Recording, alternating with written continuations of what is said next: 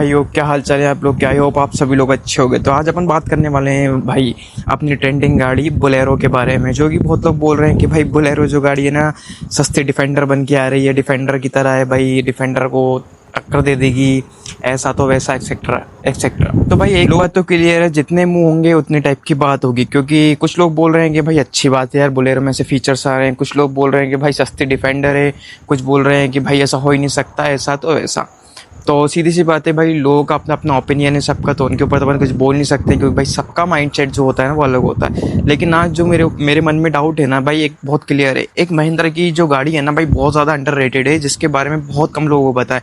Even मैंने खुद मेरी लाइफ में सिर्फ एक ही बार उस गाड़ी को देखी है, और जो कि TUV से मिलती हुई है, और मेरे हिसाब से तो भाई बहुत लोगों ने नाम भी नहीं सुना होगा। जैसे कि अपनी थार रॉक्स के अंदर एक वेरियंट आता है जो है AX5L ऐसा कुछ करके है, जो वेरिएंट जो कि बहुत कम लोगों को पता है, मुझे भी इवन पता नहीं था उसका। तो इन सब बातों को छोड़ते हैं, अपन अपनी मेन बात पर आ जाते हैं, जो कि है बोलेरो गाड़ी। तो भाई देखो ऐसी बात है, बोलेरो गाड़ी को अगर महिंद्रा लॉन्च कर रही है ना, महिंद्रा की जो बोलेरो गाड़ी है ना भाई, महिंद्रा उसको बोलेरो नाम से सेल करेगी नहीं, जो कि अभी इसके ट्रेंडिंग में चल रहे हैं। ऐसा कुछ क्लियर उसके अंदर लोगों को दिखा नहीं है कि वो महिंद्रा की ही गाड़ी है, क्या पता भाई कोई और सी कंपनी की टेस्टिंग चल रही हो, लेकिन उसके 80% चांसेस है कि महिंद्रा की गाड़ी है, क्योंकि महिंद्रा ही जो गाड़ी है ना ऐसे हाइप बनाती है टेस्टिंग कर करके गाड़ियों की। तो सीधी सी बात पर आ जाते हैं, लोगों का जो कहना है ना कि डिफेंडर है, तो भाई डिफेंडर तो हो ही नहीं सकती है गाड़ी, ना ही महिंद्रा उसको ऐसा करेगी, क्योंकि भाई कम बजट में अगर गाड़ी लॉन्च करनी है तो इतने सारे फीचर्स इसके अंदर आएंगे नहीं। तो भाई चलो फटाफट से मैं तुम्हें कमेंट्स पढ़ के बताते हैं लोगों को, उसके बाद में मैं गाड़ी की आपको कुछ वीडियोस फोटोज बताऊंगा बोलेरो की जो टेस्टिंग में चल रही है। बोलने में तो मेरे मुंह से भी यही निकल रहा है कि बोलेरो गाड़ी है, क्योंकि यार भाई इसकी हाइप इतनी ज़्यादा बन चुकी है कि बोलेरो के अलावा किसी को कुछ गाड़ी दिखेगी ही नहीं, पूरे मतलब इंटरनेट पर वही चल रही है। तो चलो फटाफट से 4-5 कॉमेंट्स है उनको पढ़कर मैं बताता हूँ, उसके बाद अपन पूरी डिटेल्स पता करते हैं भाई ये गाड़ी कौन सी हो सकती है। तो भाई सबसे पहला कमेंट है, Bolero doesn't get the rear AC vents and you think Mahindra will give this many features in the new model. सब महिंद्रा देने लग गया है सारी गाड़ियों के अंदर। मेरी XUV 300 में भी नहीं था रियर एसी वेंट, लेकिन भाई XUV 400 के अंदर आ चुका है, तो महिंद्रा अब सुधर रहा है। लेकिन इनकी सर्विस साइड से ये लोग बहुत ज़्यादा कमज़ोर पड़ रहे हैं। मैं परेशान हो रहा हूँ मेरी थार रॉक्स AX7L लेकर, उसकी भी कुछ मैंने वीडियोस अपलोड किए हैं मेरे यूट्यूब पर, वो ज़रूर देखना तुम लोग चाहे, उसके अंदर प्रॉब्लम्स कितनी सारी आ रही हैं। वैसे वो सॉल्व हो जाएंगी, मैं मानता हूँ उस चीज़ को। चलो नेक्स्ट कमेंट पर चलते हैं। नेक्स्ट है Mahindra is better than Tata. तो भाई गाड़ियों को कंपेयर करना कोई अच्छी बात होती नहीं है दूसरी गाड़ियों से, बेटर देन टाटा दिस। तो भाई मतलब ऐसा है कि टाटा भी कहीं कहीं पर अपनी महिंद्रा से अच्छी है। सारी कंपनियां भाई अलग अलग फोकस कर रही है अपने कस्टमर के हिसाब से। जैसे कि महिंद्रा की जो गाड़ी है ना भाई, अपने क्या बोलते हैं जो सेडान जो होता है ना भाई, उस सेगमेंट में महिंद्रा गाड़ी बनाती ही नहीं है, और ना ही महिंद्रा उसके ऊपर ज़्यादा फोकस करती है, क्योंकि महिंद्रा की गाड़ी ना भाई सिर्फ बदमाशों वाली चीज़ों में फेमस है, मतलब अच्छी हाइट वाली SUV में महिंद्रा फेमस है। तो सेडान टाइप में तो EV गाड़ियाँ ही आ रही हैं उनकी। मेरे हिसाब से महिंद्रा की तो कुछ गाड़ियाँ है भी नहीं, ना तुम्हें रोड पर दिखेंगी भाई महिंद्रा की डीजल पेट्रोल इंजन वाली गाड़ियाँ सेडान के फॉर्म में। सारी भाई आपको SUV के फॉर्म में ही दिखेगी, और लगती भी अच्छी है, जैसे कि अपनी स्कॉर्पियो हो गई, स्कॉर्पियो एन हो गई। चलो नेक्स्ट कमेंट के पास चलते हैं, उसको पढ़ते हैं, फिर अपन आगे देखते हैं। लेने वाला कभी बोलेरो के बारे में नहीं सोचते।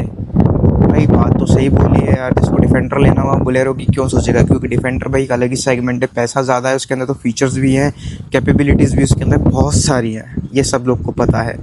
और एक और है भाई, बोलेरो क्लासिक को जी वैगन वाला लुक देना चाहिए, और नियो को डिफेंडर वाली। तो भाई ऐसा है कि नाम रखने से डिफेंडर वो बन नहीं जाएगी, जी वैगन वो बन नहीं जाएगी।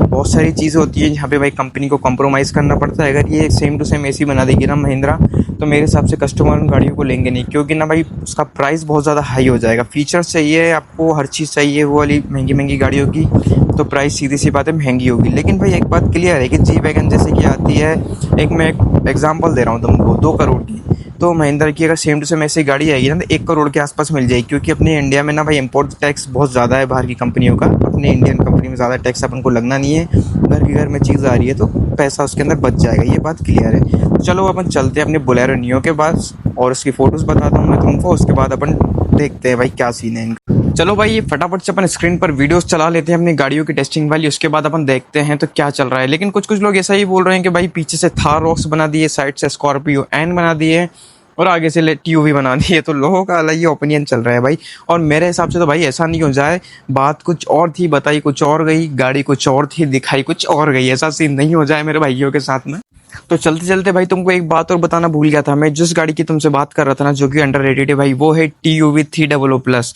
और मुझे ये गाड़ी सेम उसकी तरह ही लग रही है, और इस गाड़ी का नाम भाई महिंद्रा बोलेरो नियो प्लस भी हो सकता है, क्योंकि महिंद्रा नियो जो गाड़ी थी ना वो सेम TUV की तरह थी, उसका नाम चेंज करके महिंद्रा बोलेरो नियो रख दिया था, जबकि उस गाड़ी का नाम TUV था। भाई ऐसा हुआ है, ऐसा इसके साथ भी हो सकता है। अब भाई आगे तो अपन को बाद में ही पता चलेगा लॉन्च होने के बाद में, क्योंकि लोग ने गाड़ी थार, उसका नाम भी थार 5 डोर ही रखा था, लेकिन थार रॉक्स नाम निकल के आया था उसका। तो इन सारी बातों को छोड़ते हैं, स्क्रीन पर चलते हैं और तुम वीडियोस को एंजॉय करो।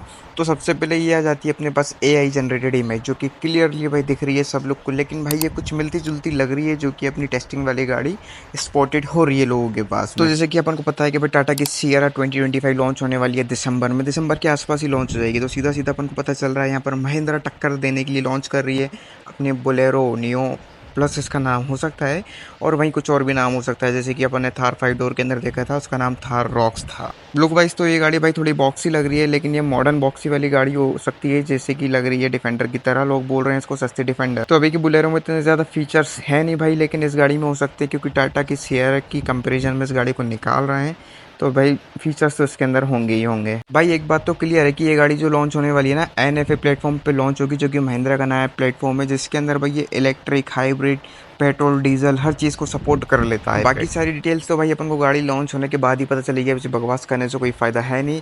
लेकिन एक चीज़ ज़रूर है भाई, टेस्टिंग में देखने को मिल रही है, गाड़ी बहुत शानदार होने वाली है।